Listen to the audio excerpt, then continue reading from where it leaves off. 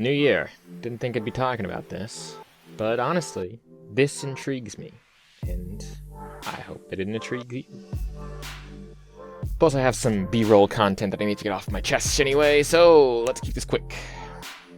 So, the last video that I uploaded for the year, that wasn't my shorts video, was on Crapgamer. And that was the one that I looked at and decided to make because, well, I just really wanted to respond to a Crapgamer video, and it blew up just a little bit. Not enough to be like, oh my god, but enough to be enough for someone of specific interest to, well, take interest. That being a person by the name of Chris J. Now, looking at Chris J, I originally thought that he was just some nobody who was just apologizing for what Crapgamer was doing. But what he said was interesting, to say the least. He said something along the lines of, you're just jealous of what Crapgamer has, and that Crapgamer does really good stuff, and is the king of gaming news. To which I responded with that he sits on a throne of lies, and that he basically does a lot of this other stuff. Now, I think that was more or less to get a rise out of me, and that kind of does make sense in some regard. But nothing that I said was particularly wrong. Yes, he does sit on a throne of lies, because a lot of the stuff that he reports on, more or less, is the type of gaming news that is sometimes speculative, and sometimes he just gives his opinion on it in some weird way. And while, yes, that might be used against me, I do still stand by the fact that what I said in the video was more or less the same thing, as well as that comment. Yes, the comment is a little bit more mean, but I was responding to Chris J rather than the actual other person. I really do hope that he can prove me wrong. But if Chris actually monitored the video and watched through the whole thing, he realized that my opinion was more neutral than that. I wasn't angry or upset about anything that he has. He technically earned every subscriber that he has. Sure, some of them are hate watch views, and people do that, but Chris J led me down a very interesting rabbit hole. And it wasn't until a couple days after that a commenter by the name of Donald Duck pointed out to me that some people think that Chris J is, well, a Crapgamer side project, or a Crapgamer clone, or not really a clone, but more of a Crapgamer meme channel that he just posts on because Crapgamer has another one. I don't know. Whichever one it is, I have no idea. But I decided to check out the channel in the first place. And what I was greeted with really made me spark this video. So, let's get to what I found. Number 1, the channel itself that I saw only had 3 videos on it. That was the channel that commented on my original video. The 3 videos were all shot on a phone, they were all under 30 seconds, literally, and all of them seemed to have been uploaded for some sort of console war reason. What's also interesting is that the voice on the actual videos themselves didn't seem to be the person's natural voice, either pitched downward or made to be pitched downward via doing some of this just to make a rise out of people. I mean, I can do that too, but it still sounds like me, though it doesn't technically sound like Crapgamer either. Again, hard to tell whether or not that's pitched down for the purposes of protecting the person's identity, or pitched down for the purposes of something else that just seems to be nowhere. Now, what's also weird is that this alone, again, isn't weird. I mean, people make these kinds of videos and then never upload again, but he uploaded a video like 3 days ago, and it seems to be uploaded every couple weeks, 3 weeks at the very least, seemed to be the longest that he went without making a video. But this alone, again, wouldn't be that weird. But it's who he's subbed to that kind of draws an interesting red flag, and gives rise to the notion that this might be a Crapgamer clone. So, I'm not exactly the biggest YouTuber out there, but of the people that he subscribes to, you have, of course, Crapgamer and King Thrash, but also another one that we'll get into in a second. But again, I'm not the biggest one there, but yet he's still subscribed and still felt the need to comment as well. I don't know if he was subscribed to me beforehand, but he subscribed to me now. What's also weird is that he's also subscribed to people like Furtanga and Griffin Gaming and Kim Josh Un, to name the most weirdest of the examples. all of them seem to be from various different viewpoints, but all of them seem to be more or less people that Crapgamer would technically disagree with fundamentally. But there's, of course, the PlayStation 1, as well as King Thrash and Crapgamer, like I mentioned before, but also Chris J. Let me repeat that in case you didn't hear. Chris J is subscribed to Chris J. And this alone is weird, but again, it kind of goes a bit deeper than that. I checked it out, and this other channel, the second Chris J channel that I found, has more subscribers and a lot more videos, including some that are, well, live streams, but none of them contain his actual voice. Even the live streams that I looked at, all like 2 or 3 of them that I could reasonably look at, didn't seem to have his commentary. Now maybe I can go back and find some more, but I don't think that I will. It's just weird. Again, these are just the ones that I've checked out, and again, there could more or less be a video where he shows his and tells his actual voice. But it's weird that he doesn't. It makes no sense. And yeah, but what's weirder is the fact that Chris J, the second channel, has less subscribers, but also that there's the same profile picture, the same name spelling as well as capitalization, as well as a very similar theme format for both. Just the other one happens to have Chris J kind of in the middle of it in sort of digital font. It's weird. And they're not just like a similar profile picture, they're pretty much the exact same. And again, it just makes no sense. And the weirdest part of that other channel is the fact that it has none of the same subscribers, or none of the same subscriptions. Literally none of the same channels that it's subscribed to, not even the other Chris channel. Which again, I think is meant to somehow cover the tracks, so if someone finds one and then finds the other, it's weird. I don't know. It's odd. But let's just clarify something, since this other commenter seems to not really understand it the first time. My 3 main points in that video were, again, the tweet that he had, that he said that all video game indie devs are looking for work, and that all of them are thankful for the work. The fact that he is trying to play the middling man after going one side or the other, and that people are getting angry about him for it, and he doesn't understand why, and that his self-awareness isn't very high. Those were my main 3 points, the third one being kind of flimsy in that.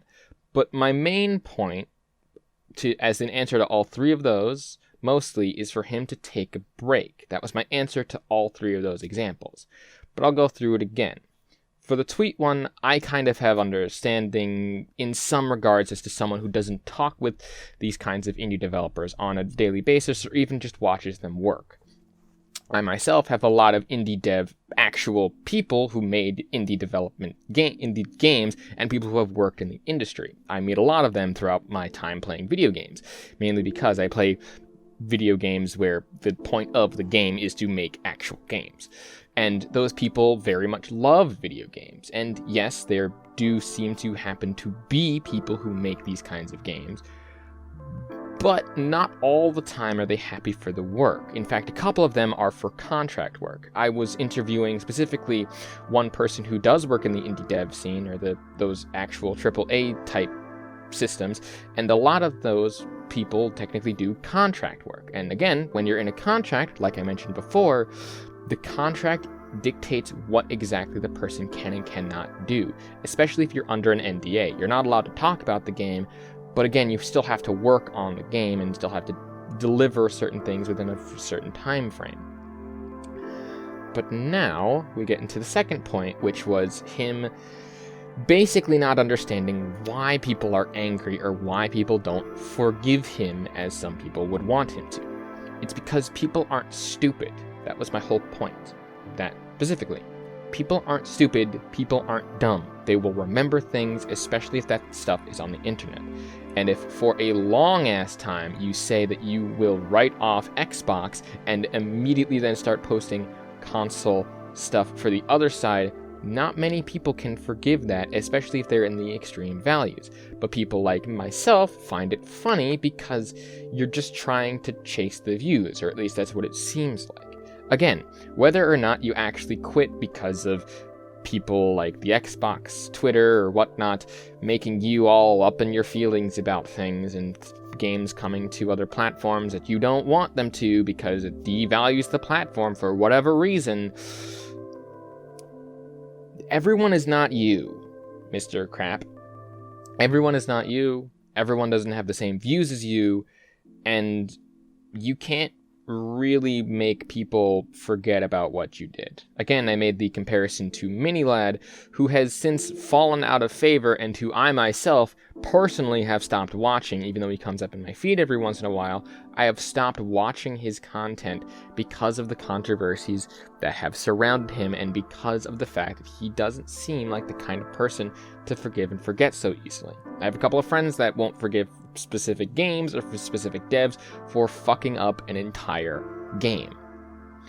Now the third one, and the one that I think is still kind of the one that I forgot already, but the third one being that, again, he is more of a he spreads more misinformation than not, is that, again, most of his news isn't technically news. It's just other people that he just is regurgitating out these other viewpoints for the majority of the content. He gives his own opinions as well, but he does report on specific topics. I wasn't disputing that. I was disputing the fact that he says that he's the most honest person and that people weren't making the same content as him. That's just simply not true. People have been, people will do, and will continue to make better, more high-quality content that covers the exact same topics that Crapgamer talks about, almost all the time. They might not make it as quickly, but they will be more informed, more elaborate, and actually contain more correct information than not. That was my point. That was the whole thing of that factor. And finally, there's my conclusion. And my conclusion still stands. I still am willing to give Crapgamer a chance. I will check in, I will maybe comment on a couple of his videos, maybe even leave a like if I like the content. I will do exactly what Crapgamer said. I was not saying that I hate Crapgamer and that Crapgamer is a piece of shit. I was not saying that. That was never a thing that happened. I was calling out his viewpoints and that he was misinformed in the fact that he didn't know anything about the gaming scene or anything about the actual scenes and people and industry that he was talking about. But I wasn't calling him a jackass or a piece of shit. Mainly because I don't think that he is. He's not my favorite person in the world, most definitely not. But he's not someone that I can loathe to a significant degree. And again, I have been insulted by someone who basically shattered my dreams in front of my face, and I still find them to be okay. Not the best, but not the worst person ever. Like, especially that sort of thing, because I know that it could always be worse. But my conclusion was for him to take a break from content creation, from Twitter, from the internet at whole, for the most part. He can still, like, watch content or do whatever he wants. I just don't want him to do the stuff that he's been doing for however fucking long he has been doing it. It's just, to me, a very toxic and very not healthy environment to be in. Especially if that person is people like Crapgamer, who have very strong, opinionated viewpoints and think a little bit too highly of themselves. They might not say that and say, like, oh, I'm just being humble, but continuing to make the same content without improving anything, really, maybe getting a new microphone every 200, 500 years, is a different story entirely.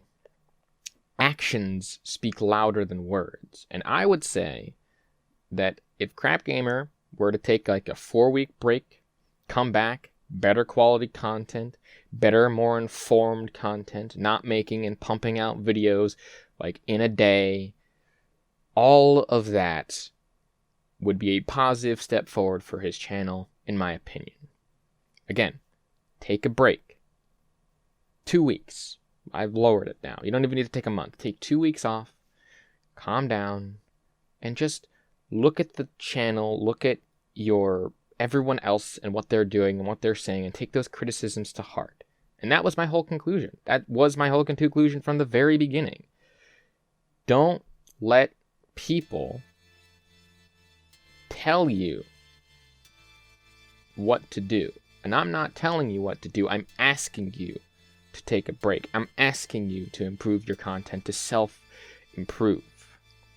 Whether or not you take that advice or take that is up to you. And Mr. Chris Stray, if you are real, if you do exist in some metaphorical or actual physical universe in this timeline or time frame, I implore you, hate me more. Because I know that what you said is not only wrong, but I got some neat content out of it. So, thanks for the comment. I love you. I appreciate you. Thanks for the subscribe.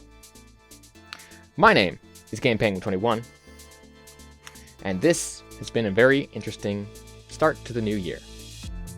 Thanks so much for watching. Peace off.